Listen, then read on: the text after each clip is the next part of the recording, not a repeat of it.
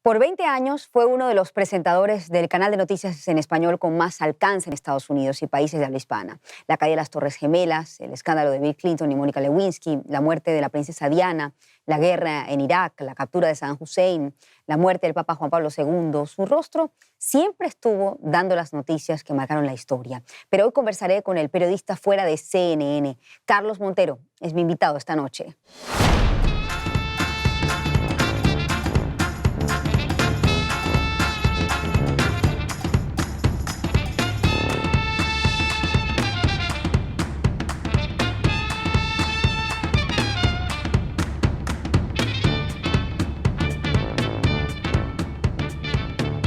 Carlos Montero es mi invitado esta noche. Carlos, qué gusto conversar contigo, conocerte. Un gusto, tuve la oportunidad de hablar contigo en la radio, así, pero nunca había estado aquí en tu programa y me alegra muchísimo que me hayas invitado y te lo agradezco. Por favor, además que bueno, tuve por muchos años ojo, no con eso quiero decir que hay una distancia entre nosotros desde el punto de vista de edad, ¿no? Pero la debe haber, creo que sí la hay. Pero crecí contigo y además los venezolanos, cuando se veía CNN en Venezuela, tú fuiste el rostro de muchas noticias, ¿no? Sin ánimo de ser protagonista, pero de tu mano, pues, el análisis, la visión de lo que pasaba en el mundo, ¿no? El estar en la CNN durante 21 años me dio la posibilidad de estar en primera fila distintos acontecimientos mundiales. Pero no ser protagonista me llama la atención que digas eso, porque cuando empezamos con este proyecto de CNN en español, hace ya 22 años, Ted Turner, que fue el creador de la CNN, que en 1980 él dijo, yo quiero transmitir noticias 24 horas al día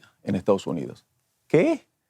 Acá en Estados Unidos los noticieros son de media hora el nacional y media hora local. Dije, no, estás loco, la gente se va a aburrir, nadie quiere ver noticias 24 horas. Yo quiero transmitir noticias 24 horas. Y bueno, hoy en día todas las empresas tienen canales de 24 horas. Pero ¿por qué voy a Ted Turner? Porque él dijo, acá en la CNN el star es la noticia, el protagonista es la noticia, no son ustedes los protagonistas. Desde el primer día nos dijo eso. Entonces nosotros sabíamos de que no somos los protagonistas, nosotros estamos transmitiendo a la gente, informando a la gente lo que está sucediendo. Y la noticia es la estrella de la CNN, que creo que por eso durante tantos años la CNN es lo que es.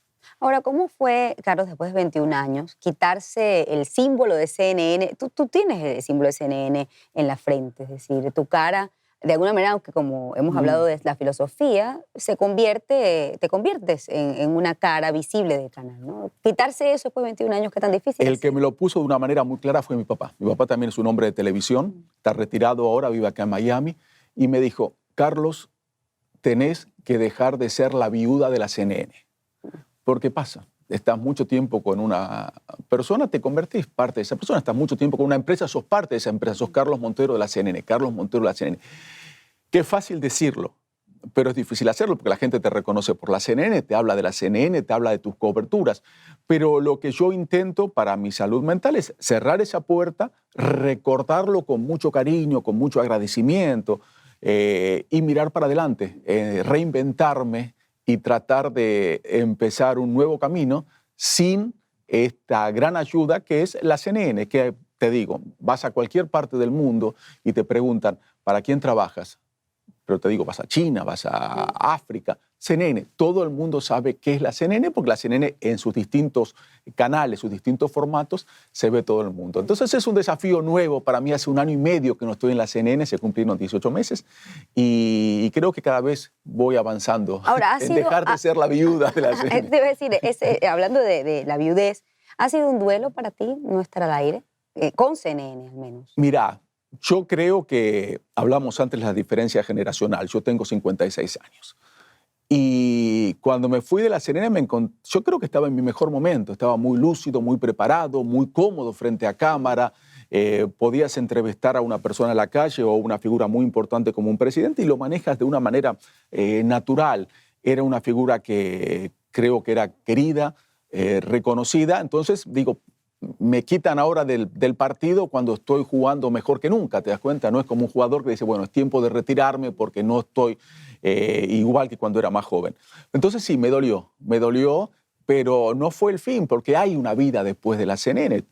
Yo guardo los mejores recuerdos de la CNN, pero estoy mirando para adelante, pero yo disfrutaba muchísimo las noticias de último minuto, los breaking news, como le dicen acá, el meterte frente a la cámara y tener que estar ahí horas informando, entrevistando gente que te dicen a través de la cucaracha o la IFB, mira, está tal senador o está tal... Y tener que con los conocimientos, con tu lectura, tu preparación previa, hacer una entrevista coherente. Yo disfrutaba muchísimo, disfrutaba reunirme con la producción, porque nosotros al transmitir para toda Latinoamérica, tal vez en Venezuela dices, bueno, abrimos con tal noticia, cuando haces noticias locales.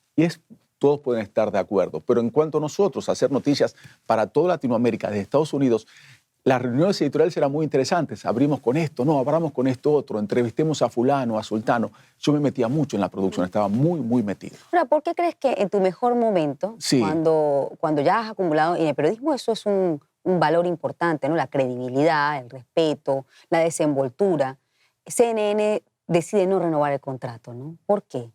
Mira, Cynthia Hudson, que es la presidenta de CNN Español, se reunió con el equipo de Buenos Aires. Buenos Aires justamente en esa época está creciendo, hay 2 programas nuevos y soy muy querido en Buenos Aires porque soy argentino, tal vez por mi relación con el país. Entonces se reunió con todo el personal y les dijo algo que me parece que fue muy clara. Dijo, a mí me costó y me dolió muchísimo dejar ir a Carlos Montero, pero business is business.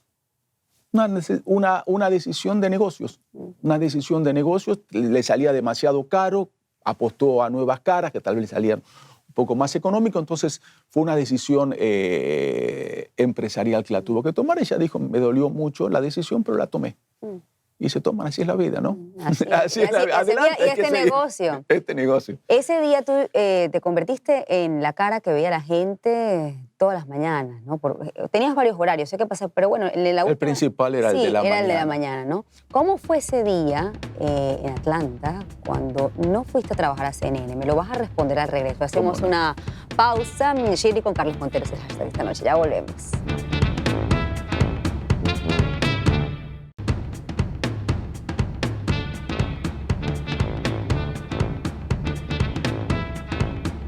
Shirley con Carlos Montero, el hashtag de esta noche. Usted puede comentar la entrevista a través de las redes sociales que están en pantalla. Carlos, ¿cómo fue ese día, después de 20 años, que ibas al mismo lugar, que prestabas tu rostro, tu voz, además tu credibilidad y tu destreza frente a la cámara, llegar y levantarte y decir, Dios mío, estoy aquí en la casa, ¿no? Ya no voy más al aire por ahora? No tuve que madrugar, pero como el programa es un programa de 5 horas, cuando me levanto digo, ¿lo prendo o no lo prendo? ¿Prendo? ¿Lo veo o no lo veo? ¿Lo veo o no lo veo? Bueno, voy a verlo.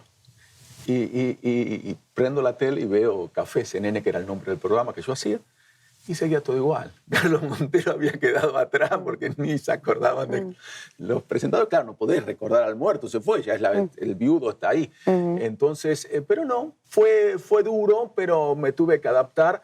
Pero te digo, me fui muy agradecido de la CNN porque las últimas 2 semanas la gente fue muy cariñosa. El último día me hicieron un homenaje, distintos compañeros, María Alejandra Requena, que estaba conmigo, José Levi. Lloraste en ese homenaje, ¿no? Tú sabes que me quebré al final cuando empecé a hablar de mi papá. No sé cómo fue el tema que me sacó la doctora Zaret.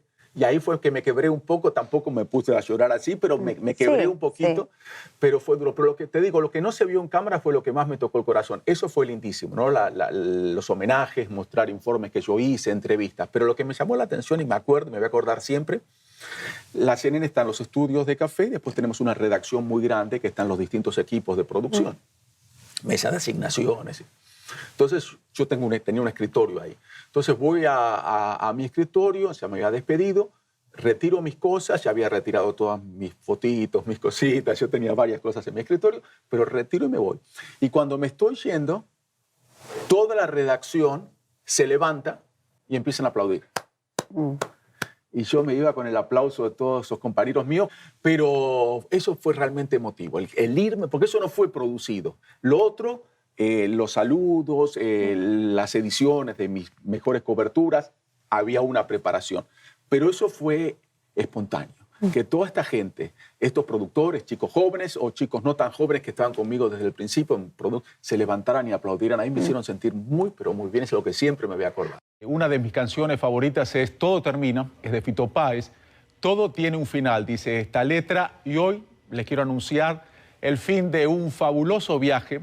Lo inicié hace 20 años aquí en la CNN. La gerencia me anunció hace unos días que no me va a renovar el contrato. Una noticia que indudablemente me dolió muchísimo, me sigue doliendo, porque tengo impregnadas estas 3 letras en lo más profundo del corazón. Ahora, fíjate que me has contado algo que, bueno, es una sentencia dura, ¿no? Bueno, esto es un tema de negocio, un tema de cambio de gerencia, de nuevas visiones, en fin.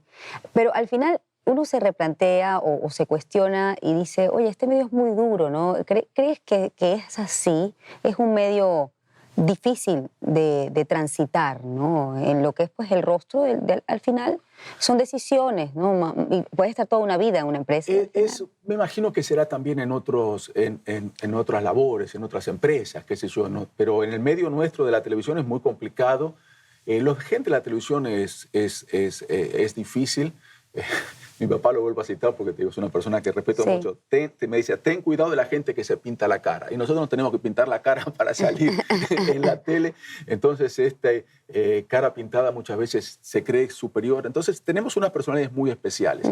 Pero también yo dejé la CNN en un momento muy especial del periodismo donde, y me gusta que me invites aquí porque te digo, tengo mucho cariño a Venezuela. Perdí muchos amigos venezolanos, seguidores, por ejemplo, en Twitter, por posturas que yo tengo, ellos la interpretan de una manera o de otra. Y la forma de periodismo hoy en día, por ejemplo, tú vas a un país, a Venezuela, o vas a la Argentina, que es el país mío, tal vez para no meternos con los venezolanos. Tú ves C5N, que es un canal que está en contra del gobierno de Macri, te presenta una realidad. Vos cambias de canal, ves TN, que es un canal de noticias que es afín a Macri, te muestran 2 países distintos. El periodismo, 2 canales de noticias de 24 horas, ves 2 realidades distintas de un país. Y lo que yo siempre digo en este negocio, y por eso tal vez algunos se molestaron, algunos de tus compatriotas, que te repito, los quiero muchísimo, es que Walter Cronkite, que es una leyenda del periodismo, él decía lo siguiente, y para mí es una premisa que traté de buscarla siempre. Dice, para buscar la verdad, y creo que todos buscamos la verdad, los periodistas, tenemos que ser veraces, tenés que conocer las 2 caras de las noticias. Entonces, en estos momentos, que vos tenés que ver una cara de la noticia si querés ver a alguien que esté a favor del gobierno, y otra cara de la noticia a alguien que esté en contra, me molesta como periodista. Me molesta esta gran división que hay. Y te digo más, ¿por qué los medios lo hacen? Por culpa ¿dónde está la cámara? De ellos, de los televidentes. Porque los televidentes, por ejemplo, volviendo al ejemplo de Argentina, los que están contra Cristina no quieren que un canal le muestre un informe de las cosas buenas que hizo durante su gobierno, porque ellos quieren que le muestren la corrupción, los fracasos de su gobierno. Lo mismo pasa con Macri. Los que están en contra de Macri no quieren que le muestren algo a favor de Macri. Y estos canales, que son empresarios, toman estas decisiones, como es retirar a un empleado porque lleva muchos años y gana dinero, ellos quieren tener audiencia. Entonces no le van a dar a su audiencia, que tiene un sesgo editorial de una cierta manera, información que ellos no buscan. Entonces volvemos al tema de Walter Cronkite. Yo creo que nosotros como periodistas que buscamos la verdad, tenemos que mostrar las 2 caras de las noticias. Y muchas veces mostrar las 2 caras de las noticias no te lo perdona. Ahora, frente a esa realidad, ¿no? del periodismo, ¿cómo te has replanteado tu carrera en este momento? Me lo vas a responder al regreso. Hacemos una pausa. Shirley con Carlos Montero, el hashtag esta noche. Ya volvemos. Siento mucha satisfacción cuando me critican al mismo tiempo de la derecha y de la izquierda. Cuando eso sucede, siento que estoy haciendo bien mi trabajo. No soy neutral, pero soy veraz. Moleste a quien moleste. No dejo que nada me distraiga de la verdad.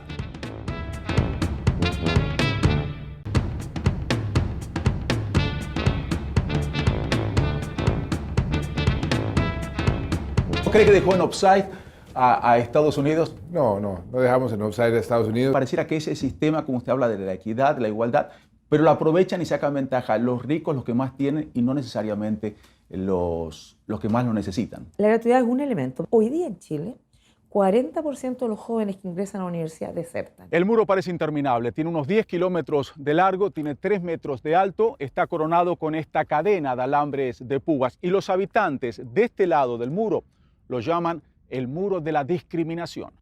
Hoy estoy conversando con el periodista argentino Carlos Montero, mi compañero por muchos años en las mañanas de CNN. A ver, te digo compañero porque te veía, ¿no? En la distancia, en la información. Uno crece, la gente que te ve, pues crece contigo, ¿no? Es la compañía, ¿no? Sí, sí, fueron muchos años y lo bueno de salir en la CNN es que te ven en distintas partes de Latinoamérica. Y te sienten cercanos. Y te sienten y la gente tú estás viajando y te lo mencionan y es realmente, sí, muchos me dicen, sí, cuando era chica lo veía, así, bueno, digo, qué grande que estoy, ¿no? Pero en fin, pero bueno. No, tú estás muy más joven y yo también, pues, ¿no? Si lo hacemos así.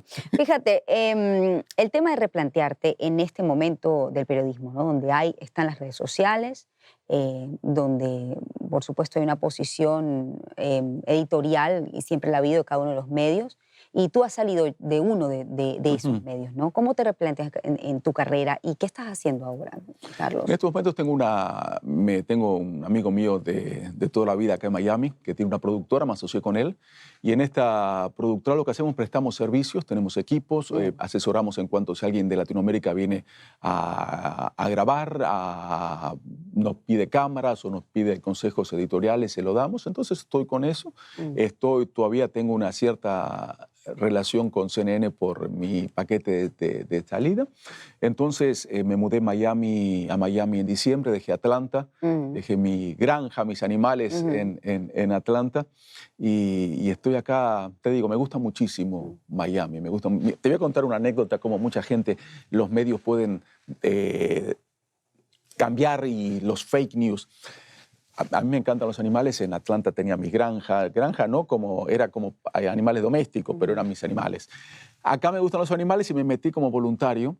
Hay un centro de rehabilitación de aves salvajes, sobre todo pelicanos. Entonces ofrezco mi tiempo voluntario, voy y ayudo ahí a alimentar a las aves, a limpiar. Entonces va un grupo van varios colegios a ver y nosotros les explicamos. Entonces yo veía unas madres venezolanas que estaban ahí con sus chicos y con cara de malos amigos me sacaban fotos. Raro. Yo me acerco para saludarlos así, pero muy secotes. Digo, qué raro, tan secotes. Bueno, voy al internet a la tarde y habían puesto uno de estos sitios, estos blogs que tienen, ni me acuerdo el nombre, el periodista Carlos Montero quedó tan mal desde que dejó la CNN que ahora está haciendo trabajo comunitario, lo obligaron a hacer trabajo comunitario en un centro de rehabilitación, en vez de estar preso lo metieron ahí, y te digo, ¿por qué estoy haciendo voluntario en mi tiempo? Y la gente es esta gente que estaba molesta conmigo porque empezó mi problema con Venezuela. Te voy a ser muy claro, porque yo dije que me parece que es un error que ante esta desesperación, porque la crisis que vive tu país, eso no se puede ni debatir, porque es obvio que piensen muchos que la única solución es la ayuda militar de Estados Unidos. Me parece que sería una barbaridad, originaría indudablemente un caos total en el país que va a ser muy difícil salir, un país ya que está en una crisis tan profunda. De ahí me pasé de ser amigo a ser enemigo de varios venezolanos. Me dejaron de seguir en la red social Twitter, 25,000 en cuestión de pocas semanas. Pero me causaba gracia, mira, me dispersé, me fui a otra historia, perdóname que te quité del hilo, pero me vino a la cabeza cuando hablamos de los fake news, como este grupo que tienen un blog que tiene varios seguidores, no me acuerdo, algo www.verdad Venezuela, decían que a mí porque te estabas cumpliendo una condena de la ley y estaba ahí limpiando la caca de los pelicanos. Y era algo absolutamente voluntario. Ahora, Carlos, ¿cómo ves a Venezuela desde la distancia a través de las redes sociales, ¿no? Visto que ha sido quizás víctima de la polarización, ¿no? Sí. Mira, desde siempre me interesa mucho el tema de Venezuela. Cuando estaba en la CNN, muchas veces pasaba lo siguiente, que CNN, indudablemente, le damos espacio a la oposición y al oficialismo. Pero yo, volviendo a la premisa anterior que te decía de Walter Cronkite, que si buscamos la verdad, tenés que conocer las dos caras de la noticia. Yo buscaba las dos caras de la noticia. Y la veo la situación muy complicada, la gente está muy desesperada, pero la gente no te podés poner de acuerdo con nadie porque los que tienen una idea tomada no van a cambiar. Ahora, eso ha hecho que, al menos en tu opinión expresada en redes sociales, no quieras tocar el tema ya de Venezuela. ¿Uno llega a sentir temor de expresar su opinión en las redes? Sí, sobre todo cuando te insultan a tu familia y te quieren poner, por ejemplo, tratan de intimidarte y te ponen, sí, ¿qué opinaría? Y te ponen el nombre de tu padre, el nombre de tu madre, el nombre de tu esposa, el nombre de tus hijos. Y vos decís, ¿de dónde sacaron toda esta gente el nombre de todos ellos? Entonces, ese tipo de información que te tratan de intimidar, los insultos y demás que recibís, que te molestan. Pero sí, a veces sí, ¿para qué me voy a meter en un tema que lo único que me está trayendo son dolores de cabeza? Y después trato de informar y trato de seguir. Yo disfruto siempre desde que comenzaron las redes sociales, sobre todo Twitter, porque en Twitter recibo información de medios, trato de informar a la gente, a mis seguidores de lo que estoy haciendo, de información que yo estoy manejando, y me gusta la interacción. Yo soy del tipo que responde a los Ahora, ¿has a los recibido, en comentarios. esa medición doméstica, has recibido Sí. más insultos de gente que sigue al gobierno de Venezuela, del presidente Maduro, o la gente que forma parte de la oposición?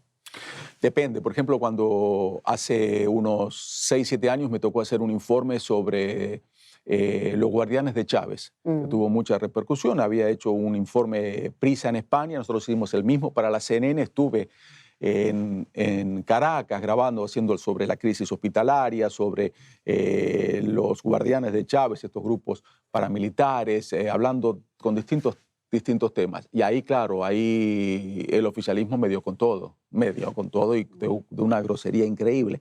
En cambio, ahora, en estos tiempos, cuando estoy diciendo de que yo no estoy de acuerdo con una intervención de Estados Unidos, la oposición es la que me está insultando y hay gente que no, hay gente que es educada, que acepta. Hay que rescatar a muchas personas que son educados y aceptan distintos puntos de vista, pero me tocó sufrir la furia del oficialismo y la furia también ahora de la oposición. Ahora, aquí hay un tema central, ¿no? En este tipo, o con este tipo de sistemas, uno puede realmente mantenerse en una zona neutral, objetiva. Me lo vas a responder al regreso. Hacemos una pausa.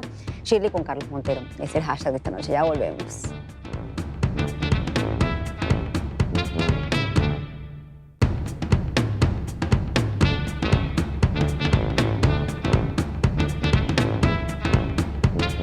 Carlos Montero, mi invitado de esta noche. Carlos, ¿cómo ser objetivo o neutral frente a ese tipo de sistemas, ¿no? En general, aquellos pues donde ha habido una restricción de libertades importante? Yo creo que Christiane Amanpour, periodista internacional de la CNN, que le tocó cubrir conflictos en todo el mundo, es una de las periodistas que más respeto, lo plantea de una manera muy clara. Dice lo siguiente: no podés ser neutral, pero tenés que ser veraz. Yo le agregaría lo que te decía antes de Walter Cronkite, el periodista de la CBS que murió hace 10 años. Para conseguir la verdad, tenés que mostrar las dos caras de la noticia. Entonces yo combinaría, por eso muchas veces la gente se molesta. ¿Por qué entrevistas a esta persona que te está mintiendo, que es parte del régimen y demás? Tienes que dar el derecho y tú con datos concretos, si el tipo te está mintiendo, tienes que tener la información para decirle, mira, lo que te dice no por tal y tal. Yo en mi estilo de periodismo es un periodismo de respetar al entrevistado. Siempre busqué, a veces hay temas que se te van de las manos, pero siempre con un manto de respeto en las entrevistas. Pero yo pienso que tenés que ser veraz, pero también tratar de buscar la verdad, y muchas veces esa verdad la encontrás mostrando las dos caras de la noticia, que es lo que crea el problema y crea el descontento en el sesgo de tu audiencia, porque tienen un sesgo político de cierta manera que no quieren tu audiencia que tú entrevistes a tal personaje, prefiere que entrevistes a otro, no quiere que ataques a tal personaje, quiere que ataques al otro. Entonces muchas veces los medios se prestan a ese juego y tienen que no sé, cambiar el tema, y en las redes sociales, para complicar este conventillo, como le decimos en Argentina, te encontrás gente absolutamente todo, tenés gente real, tenés gente que son pagados, entonces no sabés dónde estás parado. Es muy, muy extraño todo esto. A ver, Carlos, de todas las entrevistas que has hecho, ¿cuál ha sido el más complejo, la entrevista más compleja de manejar? Mira, cuando era muy joven, me toca entrevistar. Yo estaba trabajando justamente en Univisión, pero era corresponsal de Telefe en Argentina, y Menem, que era el presidente, va a Miami para una cumbre de las Américas. Entonces yo tenía 25, 26 años. Era mi primera entrevista fuerte a un presidente, a una figura, además una figura como él. Entonces me había preparado, había estudiado, tenía las preguntas difíciles, las preguntas duras, Entonces nos encontrábamos, creo que era en el Hotel Intercontinental de Miami. Entonces estamos en una suite, habíamos reservado una suite con todo el equipo y demás, y viene Menem, acompañado de sus escoltas, su gente, su comitiva, y viene a mí, se me acerca, ay, Carlitos, Teo, me da un abrazo, ¿cómo te va? Te sigo, tu carrera, ¿cómo está tu familia? ¿Cómo está tu papá? Saluda a cada uno de los medios, empieza a hablarme, empieza a hablar de fútbol, empieza a hablar, sé que sos hincha de Boca, Boca es un cuadro de la Argentina. Entonces el tipo, yo con 26 años, este tipo tan amable, era muy paternal, yo tenía las preguntas duras y demás. Entonces el tipo, yo que estaba preparado a hacer una entrevista seria, preparada, hice las preguntas, pero después el arma secreta nuestra es la repregunta, porque estos políticos son muy hábiles, saben lo que te van a responder, pero vos tenés que tener con la repregunta y ahí es cuando lo podés agarrar en offside. Pero me comió, me sedujo. Entonces yo estuve en una entrevista la entrevista salió, fue interesante, hice las preguntas, pero no fue la entrevista que yo quería. Entonces, esa fue y fue por suerte al comienzo de mi carrera, entonces me sirvió como lección para que no permitas que el entrevistado te seduja y que se convierta parte de tu... Porque el tipo que te dice, ay, qué bien conozco a tu papá, me gusta la carrera que estás haciendo, qué bien te veo, qué bien sos un ejemplo para los argentinos. Entonces yo, uy, este tipo ahí me desarmó. Sí.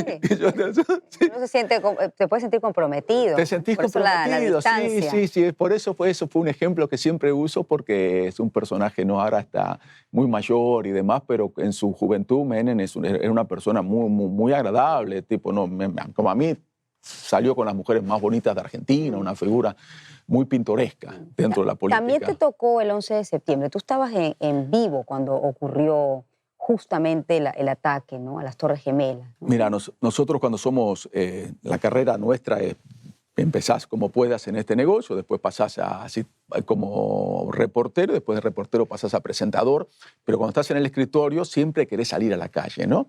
Pero a mí una de las coberturas que más me impactaron fueron estando en el escritorio, que fueron las del 11 de septiembre, porque nosotros empezábamos, en aquel entonces hacíamos noticieros de media hora solamente, al comienzo desde las 6 de la mañana hasta las 11 de la mañana. Estamos preparando de las 9 de la mañana esa media hora y a las 8:50 nos dicen, mira, tenemos una cámara desde una de las torres de los rascacielos de Nueva York que lo utilizamos para el tiempo, para mostrar imágenes del tiempo, y se ve que en una de las Torres Gemelas se estrelló una pequeña avioneta.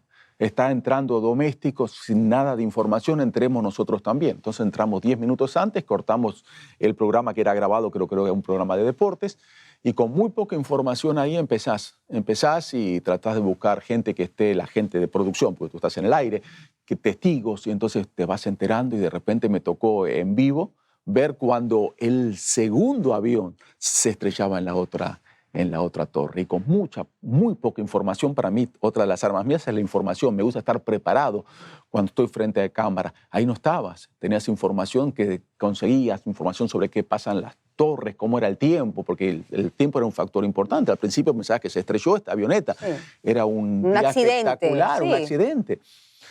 Y bueno, después te enterás, empiezas a manejar la información que estás recibiendo, cables que no solamente eran las Torres Gemelas, que también había varios aviones que pensaban dirigirse a distintos lugares. Se pensaba que tal vez la CNN, por el significado que tiene, que la CNN transmite a todo el mundo, podría ser otro de los blancos de estos terroristas. Entonces piden que los que no estén trabajando para que saquen el programa al aire se pueden retirar, y el que estaba en el aire también, si decide, se puede retirar. Pero bueno, todos seguimos trabajando porque es nuestro deber y lo que sentimos y la noticia.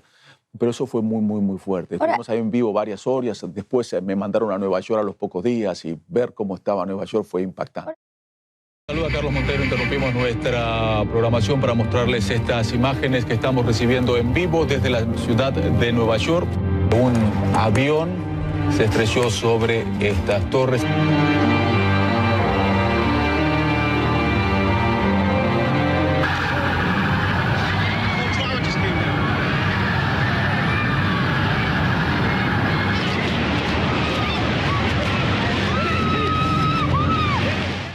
Fíjate que en una circunstancia como esa, sobre todo cuando estás en vivo y llega un segundo avión o quizás un presentador con menos experiencia se queda en blanco, ¿no? Porque además no tiene la información, como tú dices, cómo emitir una sentencia de lo que puede estar pasando, ¿no? ¿Qué pasó por tu cabeza en ese momento? Te digo, lo más impactante, eso fue durísimo, pero lo más duro fue después, cuando iba avanzando ese incendio. A veces, en el momento de siempre hay posibilidad de ver las imágenes previas. En ese momento llegaban imágenes en crudo y las sacábamos al aire sin ver. Entonces sacábamos imágenes, por ejemplo, de un ángulo que se veía una de las torres, que la gente, ante el fuego que estaba avanzando, la única opción que tenían era tirarse. Y yo en ese momento, estando en vivo, era algo, no puedes hablar con producción. Entonces, en el momento justamente le paso a un corresponsal que estaba en Nueva York y ahí pido que me maten el micrófono y le digo al equipo de producción, me parece que es una barbaridad que mostremos esto, gente tirándose. Sí, nos tomó de sorpresa, me dice, no sabíamos que estaban esas imágenes, justamente la gente de gerencial, ¿no? A un nivel mucho más alto nuestro, mucho más de CNN español, CNN doméstico, lo estaba analizando, porque otros canales tipo la Fox sí lo estaba mostrando, entonces CNN decidió no mostrarlo. Entonces dije, me parece que es lo correcto, no puede estar mostrando gente que se esté ante esa desesperación tirando desde una de las torres. Pero fue muy, muy, muy fuerte, muy fuerte. Son esas cosas que te impactan. Y también me impactó, después cuando fui a Nueva York, el entrevistar a la gente. Muchas veces le pones un micrófono a una persona que está en una situación desesperada. Tiene todas las defensas bajas y se quiebran. Entonces tenías entrevistas que eran realmente muy sensibles, la gente muy golpeada. Y vos te molesta, a mí por lo menos me daba pena decir, ¿por qué esta persona que no sabe si su marido está vivo, no sabe si su hijo está vivo? Yo le estoy preguntando y se quiebra. Y cuando la gente más golpeada, más me respondía, la gente me decía, qué buen informe, qué buen testimonio. Entonces, te das cuenta, a mí yo tenía esa disyuntiva. Sí. La pongo a esta persona en esta situación tan delicada, ¿no? Ponerle un micrófono y una cámara en estos momentos y te veías por otro lado y cuanto más lo hacía, más te felicitaban tus compañeros, te decían qué bueno, la gente te decían qué buena entrevista, qué buen trabajo.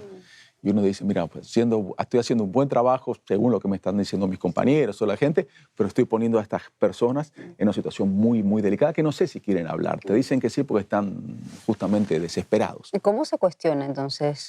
Uno avanza y sigue avanzando. Uno sigue trabajando, es tu profesión y tienes que conseguir los testimonios de estas personas que son noticiosos, pero muchas veces te preguntan, ¿es ético esta persona que está sufriendo?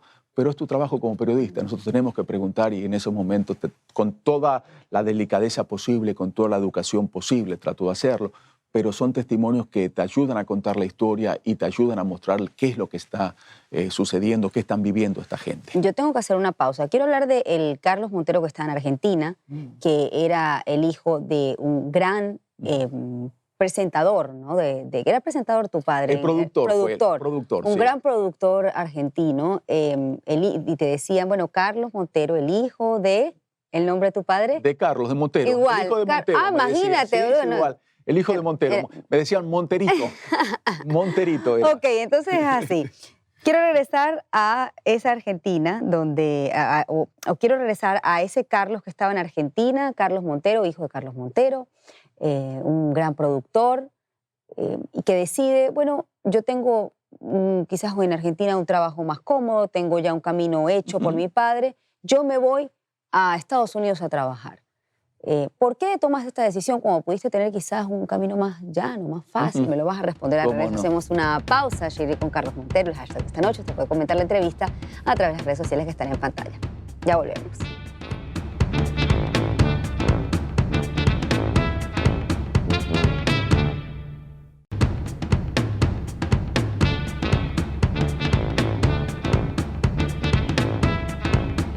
Shirley con Carlos Montero, el hashtag de esta noche. Usted puede comentar la entrevista a través de las redes sociales que están en pantalla. Carlos Montero es mi invitado aquí en un programa especial que estamos grabando en Miami. A ver, Carlos, eras el hijo del gran Carlos Montero, productor argentino, te decía Monterito, eras conocido, creo que pudiste haber tenido en Argentina una carrera quizás más, yo no diría sin sabores, ¿no? Pero sí un poco más fácil de llegar a donde querías llegar. No. ¿Por qué tomaste la decisión de irte? Mira, totalmente. Yo empecé a trabajar a los 15 años. Además, mi papá fue, para que se dé una idea, ¿no? En el resto de Latinoamérica, él fue gerente de programación de los principales canales de Argentina. tuve una carrera muy exitosa, después tenía una productora que hacía programas muy conocidos en Argentina, entonces yo tenía trabajo en la productora era mía, era mi papá, y empecé a trabajar con él a los 15 años. Pero siempre era el hijo de Montero, el hijo de Montero, y el hijo de Montero, que viene el hijo de Montero. Salía en revistas, porque cuando era joven también era modelo, entonces Montero, el hijo de Montero, modelante, en revistas, bueno. Oye, modelo, vamos a hablar de eso, después me lo vas a contar. Y entonces decía no. Entonces me surgió la posibilidad, estuve trabajando con él hasta los 22 años, estaba estudiando también allá licenciado, buscaba la parte empresarial, estudiaba administración de empresas, pero me gustaba el periodismo. La carrera de periodismo allá estaba en aquel entonces, hace mucho tiempo, yo había terminado el colegio en 1980, estaba en pañales, entonces me surgió la posibilidad de venir a estudiar acá a Estados Unidos. Dije, bueno, voy a estudiar a Estados Unidos y después regreso a seguir trabajando con mi papá.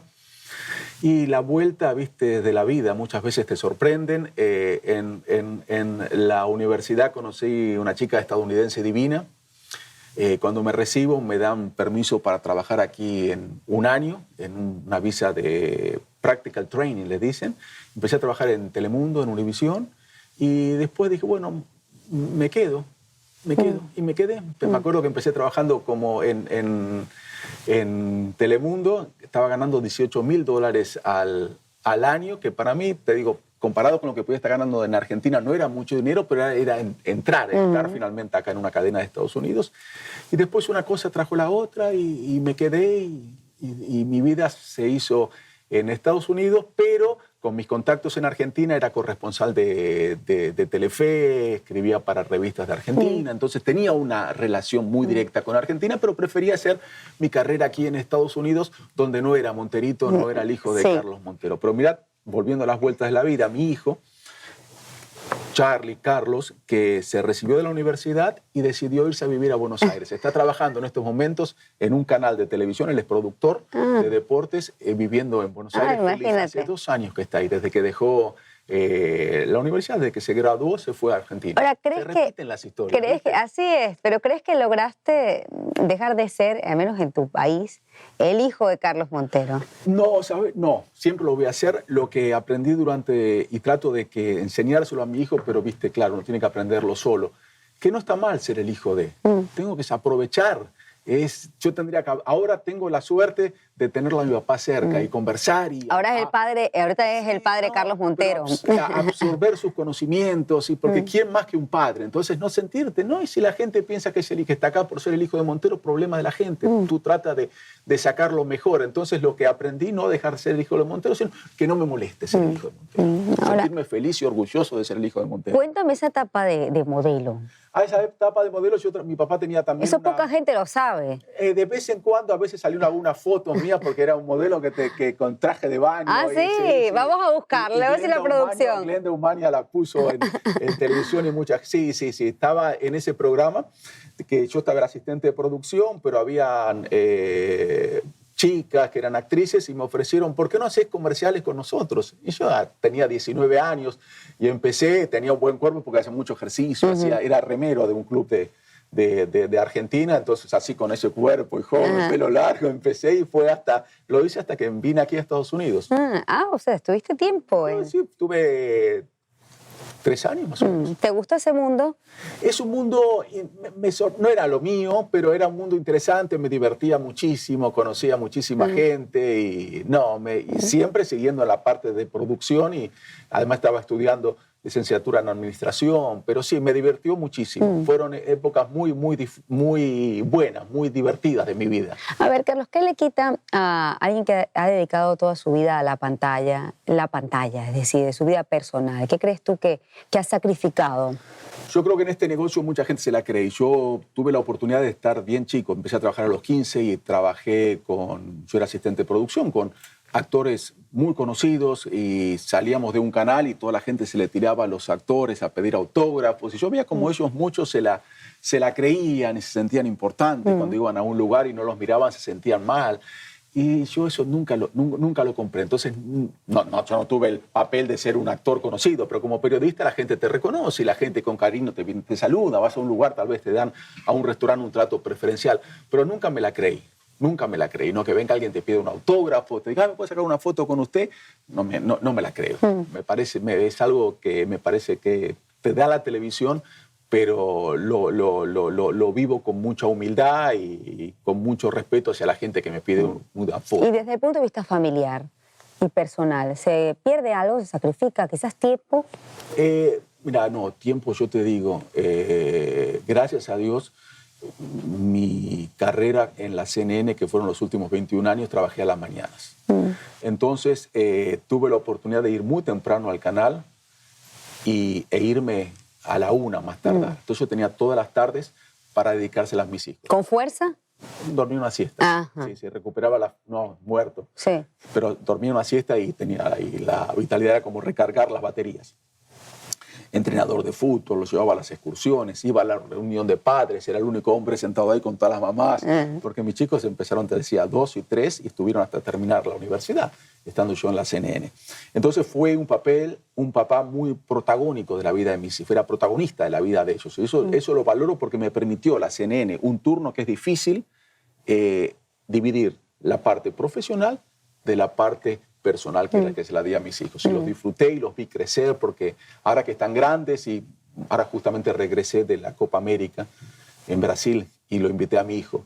Y el estar con él, estuvimos ahí justamente 2 semanas, muy lindo tiempo juntos, pero ya no está conmigo. Entonces, por suerte, yo no puedo decir, uy, qué pena, cuando estaba trabajando en la CNN no lo veía nunca. Porque bueno, sí, salía a hacer coberturas y demás, pero bueno, regresaba y tenía siempre la posibilidad de estar las tardes con ellos que eran sagradas para mí. Carlos, me has contado lo que ha sido en todo el programa tu carrera, ¿no? Sí supe que para ti era un sueño trabajar en la CNN, ¿no? Y llegaste allí, te convertiste, te pusiste ese objetivo, fuiste un hombre determinado y llegaste allí. Ese sueño al final se convirtió, no sé, en pesadilla, ¿no? En lo que al final es irse de esa manera de un canal y bueno, quedarse así 21 años allí, te acompaña una carrera, pero ya no se está haciendo el trabajo al aire todos los días. No, me fui muy agradecido de los 21 años, que no es fácil. Nunca pensé que iba a estar tanto tiempo en la CNN. ¿Por qué? Lugar. ¿Por qué? Porque este negocio es un negocio muy inestable. Cambian las gerencias, cambian la forma de ver la noticia, entonces no sé cuánto tiempo vas a estar en un lugar. Tuve la suerte de pasé distintas gerencias, distintos presentadores. Entonces me fui con los mejores recuerdos, me da mucha nostalgia y lo que decíamos al comenzar el programa, ¿no? Trato de dejarlo atrás. Fueron unos lindos recuerdos, pero CNN fue una parte importante de mi vida, pero fue. Ahora tengo otros desafíos, otras formas de plantearme esta reinvención de Carlos Montero, entonces vamos en ese camino. ¿Quisieras regresar de nuevo al aire todos los días o ese capítulo ya ha quedado atrás? Mira, en estos momentos estoy abierto a todo tipo de posibilidades. Si surge una oportunidad, por supuesto, porque te digo, sigo pensando de que me fui de la CNN en mi mejor momento y fue solamente hace un año y meses. Entonces sí, pues, puede pasar, sí. Te preguntaba en Buenos Aires, ¿no? ¿Quisieras regresar allí? Tuve una oferta concreta de ir a Buenos Aires, la analicé, no fue lo que yo estaba esperando, lo que estaba buscando, pero me gusta Buenos Aires, ahora tengo la posibilidad de tener a mi hijo en Buenos Aires, pero tengo a mi papá acá en Miami. Entonces sería dejar a mi papá para estar con mi hijo. Entonces sería una decisión muy difícil que la tomaría cuando tenga una oferta que me interese. Que hasta el momento te digo, lo que me surgió no fue lo que yo estaba buscando. A ver, Carlos, este programa se ve en 21 países, se ve en Venezuela. Sé que han tenido una relación espinosa últimamente los venezolanos, algunos venezolanos contigo a través de las redes sociales. No quiero generalizar, ¿no? Porque no es así. Pero oye, ya que estamos aquí hablando, sería bueno que tengas la oportunidad de decirles algo a esos venezolanos que te han criticado tanto este último tiempo. Me tocó Venezuela seguirla desde siempre, ¿no? Desde siempre en la CNN, ahora lo tengo posibilidad, me informo. Y te digo más, me siguen hay una aplicación que te dice tus seguidores de qué país son. Y la mayoría de mis seguidores son de Venezuela. O lo eran hasta hace unas semanas. Quiero muchísimo a Venezuela. Me encantaría que puedan salir de esta crisis. Y lamento que mis comentarios de decir de que estoy en contra de una intervención, o dar, por ejemplo, te voy a dar un ejemplo que tú me lo mencionaste antes fuera de cámara. Hubo un informe de la revista Fortune, que es una revista muy seria aquí en Estados Unidos, que pone para distintos empresarios, distintas personas, ¿cuál es la ciudad más barata del mundo? Y puso en primer lugar Caracas. No fue un informe mío, fue un informe de la revista, no, fue de Economist, perdón, no fue de Fortune, de Economist. Porque decía, bueno, entonces los venezolanos se me tiraron encima. ¿Cómo dicen que va a ser barata, que no nos alcanza la plata, que, no podemos, que se entiende perfectamente la situación? Pero no me ataquen a mí por publicar un informe de Economist que dice que Caracas, claro, porque para que el que vive ahí, que la está sufriendo, por supuesto, es todo carísimo, pero para el que va de afuera, con dólares, comparado con lo que sale tal vez en otras ciudades importantes, Caracas está en la lista de las más baratas. Pero bueno, pero todo surgió desde que comencé con el tema de que estoy en contra de cualquier tipo de intervención armada de Estados Unidos. Pero bueno, que ellos saben. Y te digo, mucha gente me dice, uy, si yo lo encuentro en la calle, un día me lo encuentro, a usted le voy a entrar a... La gente que me encuentro en Miami, que son muchos venezolanos, todos súper cariñosos, me saludan, me hablan, por más que estemos de acuerdo o no, pero muchas veces la gente en las redes sociales amenazan y te insultan, y tal vez cuando te los encuentras en la calle son distintos. Oye, hay una pregunta que hace la gente, si vas a trabajar o no en Telesur. Sí, pues si me parece, ¿cuándo va a Telesur? Usted está... Telesur, no voy a trabajar en Telesur. No tuve contacto con Telesur. No, eso me pregunto, ¿cuándo va a Telesur? Pero volviendo al tema anterior, ¿se molestan, por ejemplo? Yo digo, bueno, le pongo like a un artículo de Telesur o le pongo like a un artículo... Jorge Gestoso trabajó conmigo en la CNN durante mucho tiempo, ahora está trabajando en Telesur. Yo creo que es un buen periodista. Y lo que te decía antes, volviendo al tema de Walter Cronkite, si buscamos la verdad, tenemos que buscar las dos caras de la noticia. Muchas veces Jorge me da una cara de la noticia que tal vez Fernando del Rincón, que también lo sigo, no me la da. Entonces tengo que leerlo a Fernando o verlo a Fernando y también lo voy a ver a Jorge, por más que se molesten. Entonces me gusta Montaner como analista, que me va a dar una visión, o puedo también verla a Eva Gollinger, que es, la conoces a Eva Gollinger, esta abogada estadounidense que tiene relaciones con Venezuela, me da una visión distinta. Son visiones, y yo después saco mis conclusiones. Soy lo suficientemente adulto y preparado para saber que tal vez lo que me dice Fernando no es toda la verdad, o tal vez lo que me dice Jorge no es toda la verdad, es parte de la verdad. Yo quiero toda la verdad. Ahí tienes la cámara para que te reconcilies con estos venezolanos. No, lo tenemos. Esa cámara es... Les mando un fuerte abrazo y saben lo que los quiero. Y lo que más me gustaría es que salgan de esta crisis, pero salgan de una manera pacífica, de una manera sin muertes, y seguimos en contacto porque la relación nuestra es una relación de muchos años y no se puede romper de un día para el otro. Trabajé con venezolanas muy inteligentes, personas amigas mías en la CNN, entonces tengo lazos muy estrechos con... Ha sido un gusto, Carlos. Ojalá te pueda ver todas las mañanas de nuevo, pronto. Ojalá que así sea. Te agradezco, disfruté muchísimo tu programa y te agradezco que me hayas invitado. No, por favor, un gusto. Carlos Montero fue mi invitado esta noche. Usted puede ver este y todos nuestros programas a través de la página web que está en pantalla. Que tengan una feliz semana.